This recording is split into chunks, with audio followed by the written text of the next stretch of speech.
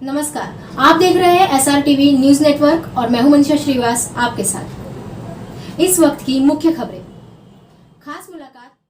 फाफाऊ विधानसभा क्षेत्र से निर्दलीय प्रत्याशी श्री दिलीप कुशवाहा जी हमारे समक्ष है। सर, हम आपसे ये जानना चाहिए किस प्रकार के विकास के मुद्दों को लेकर आप चुनावी जंग में उतरे, उस बारे में बताइए। मैं पिछले 12 सालों से लगातार इस विधानसभा में जनता के बीच में बराबर बना हुआ हूँ। यहाँ का विकास कोई हुआ नहीं अभी तक। जैसे सड़कें थी, जैसे गांव की कंडीशन थी, गांव में कहीं कहीं आज भी आज़ादी के 70 साल बीत गए, लेकिन गांव में अभी कुछ 8-10 गांव ऐसे भी मैंने देखे हैं जहाँ लाइट नहीं है, चलने के लिए रोड नहीं है, अगर रास्ता है तो पानी निकासी नहीं है। लोग कीचड़ में इस समय तो चल लेते हैं, लेकिन बारिश में उनके पास रास्ता नहीं चलने के लिए। अराजकता का माहौल है और देखा गया ऐसे में ये जो पॉलिटिकल जो पार्टियां हैं जातीय आधार पर वोट बटोरने की कोशिश कर रही है, उस बारे में आप क्या कहोगे? जातीय आधार पर तो उत्तर प्रदेश या बिहार जैसे प्रदेश में तो जातीय आधार पर तो चुनाव चल ही रहा है। उन लोग तो जातीय आधार पर वोट पार्टी वाले मांगते ही हैं और चुनाव के समय और जातीयता का मामला फैलाने का प्रयास करते हैं। लेकिन इस बार जनता ने पूरी, मैं तो फाफा मऊ की बात करूंगा, फाफा मऊ की जनता ने इनको नकार दिया है, सिरे से नकार दिया है बीजेपी के लोगों को।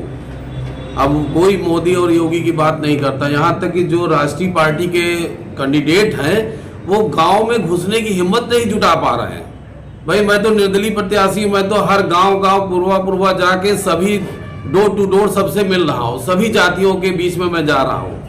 लेकिन ये जो राष्ट्रीय पार्टी के कैंडिडेट है, ये गांव में घुसने की हिम्मतें नहीं जुटा पा रहे हैं। उनका बड़ा बड़ा काफिला दिखाई पड़ेगा, 40 गाड़ी का काफिला, 50 गाड़ी का काफिला। भाई, निर्दलीय प्रत्याशी 50 गाड़ी या 40 गाड़ी लेके काफिला तो नहीं चल सकता ना। निर्दलीय तो निर्दलीय होता है ना।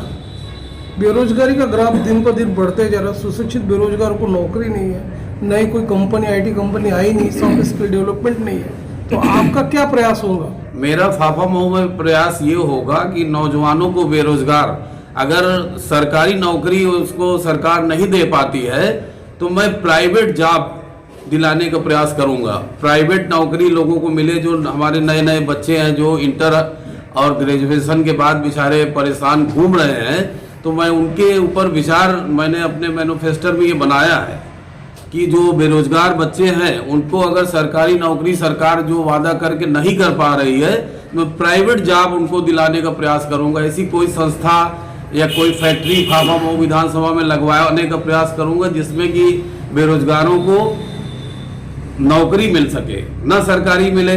भाई, सरकार तो सारी चीजों को बेच दिया ना, प्लेटफॉर्म टिकट बेच दिया, प्राइवेटीकरण कर दिया, हवाई अड्डा बेच दिया, ट्रेन बेच दिया, आखिर नौकरी मिलेगी कहाँ? तो कम से कम प्राइवेट लोगों को व्यवस्था किया जाए, उनके लिए कुछ किया जाए, कोई छोटी मोटी फैक्ट्री लगवाया जाए, विधानसभा में लाया जाए, जिससे बेरोजगारों को छोटी छोटी नौकरी मिले।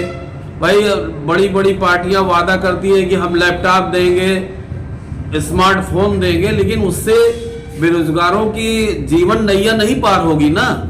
अगर उसको हम नौकरी, मान लीजिए सरकार जो नौकरी देती है सरकारी 40,000, 50,000, 60,000 तनख्वाह होती है, अगर प्राइवेट नौकरी हम उनको दे 15,000, 20,000, तब भी उनका परिवार चल सकता है। लैपटॉप और उससे नहीं चल सकता, स्मार्टफोन से। एक तरफ देखा गया है कि गुंडाराज बढ़ रहा है, माफियागिरी बढ़ रही है, और दूसरी तरफ देखा जाए कि धर्म के नाम पर वोट मांग रही पॉलिटिकल पार्टियां।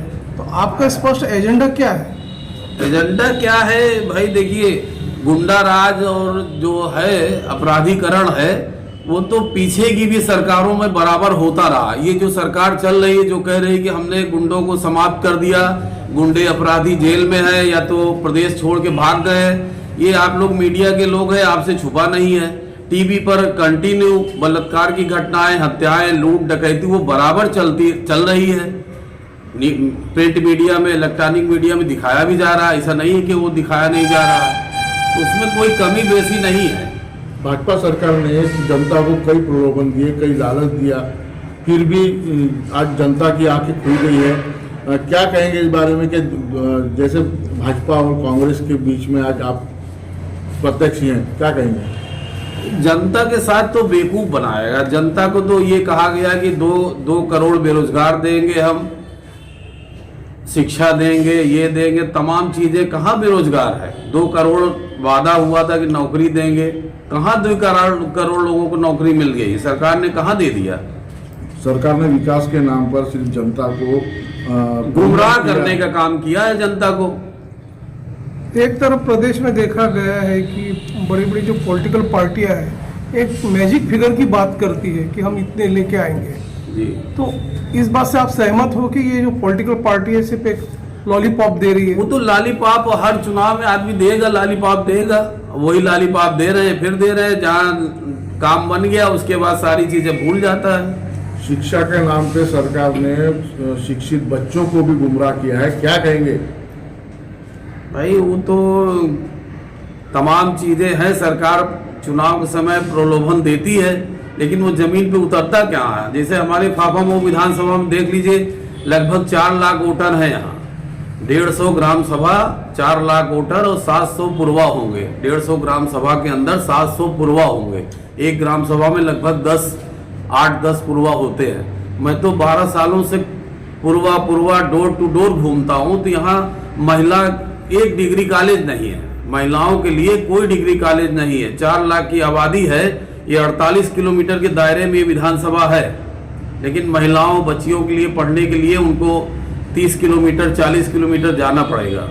सरकारी कोई महिला डिग्री कॉलेज नहीं है। मैंने अपने मैनिफेस्टो में ये रखा है। इस विधानसभा क्षेत्र में आपने जो विकास कार्य किए हुए हैं, आपको ऐसा लगता है कि इस विकास कार्य के बदौलत एक निर्दलीय प्रत्याशी के रूप में आप विजयश्री होंगे या बहुमत मतों से जीत के? मैं तो जनता के बीच में हूँ 12 सालों से। अब जनता मुझे विश्वास और भरोसा दुलार दे रही है। इसी उन्हीं के विश्वास और दम पर निर्दलीय लड़ने की हिम्मत तो हर आदमी तो जुटा नहीं पाता। आप मीडिया के लोग हैं, आप पूरी विधानसभा में घूम के देख लीजिए, जो और भी 19 कैंडिडेट हैं, 21 कैंडिडेट हैं, 4-5 राष्ट्रीय पार्टी को निकाल दीजिए, जो 14-15 निर्दलीय लड़ रहे हैं। भाई राजा भैया की भी पार्टी, वो भी तो निर्दलीय है। जन अधिकार वो भी निर्दलीय है। अभी तो उनका भी कोई राष्ट्रीय वो थोड़ी है। आप घूम के देख लीजिए, जो भी निर्दलीय लड़ रहे हैं, क्या स्थिति से लड़ रहे हैं वो।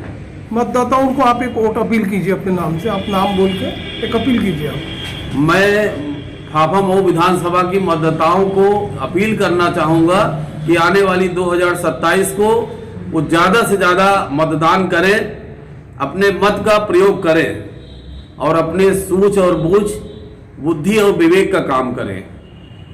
जो बाबा साहेब ने जो वोट का अधिकार दिया है उसको पूरी तरह से इस्तेमाल करें, और वोट किसे देना है अपने विवेक और बुद्धि का इस्तेमाल करें, जिससे वो गुमराह ना हो कि वोट दे दिए और फिर 5 साल तक उनको कोई पूछने वाला नहीं है। मैं यही अपील करना चाहता हूँ फाफामऊ विधानसभा की जनता से। सर आपने 2027 का ये चीज वो थोड़ा आप उसमें ये कहिए आने वाले 27 तारीख, आने वाली 27 फरवरी को, जी फिर से आने वाली 27 फरवरी को होने वाले 2022 के चुनाव में मैं फाफामऊ विधानसभा की जनता से अपील करना चाहूँगा कि जो बाबा साहेब ने आपको वोट का अधिकार दिया है, उस वोट के अधिकार को अपने विवेक, बुद्धि, सूझबूझ से आपको कोई गुमराह करके आपका वोट ले ले, फिर 5 साल आपको 5 किलो राशन में बांध दे, 2 किलो राशन में बांध दे, उसमें आप गुमराह मत होइए। जो आपको लगे कि आपके बीच में साधारण व्यक्ति काम कर सकता है, आपके फोन को उठा सकता है, आपके बीच में जा सकता, आ सकता है, ऐसे कैंडिडेट को आप चुनिए, लेकिन अपने मत का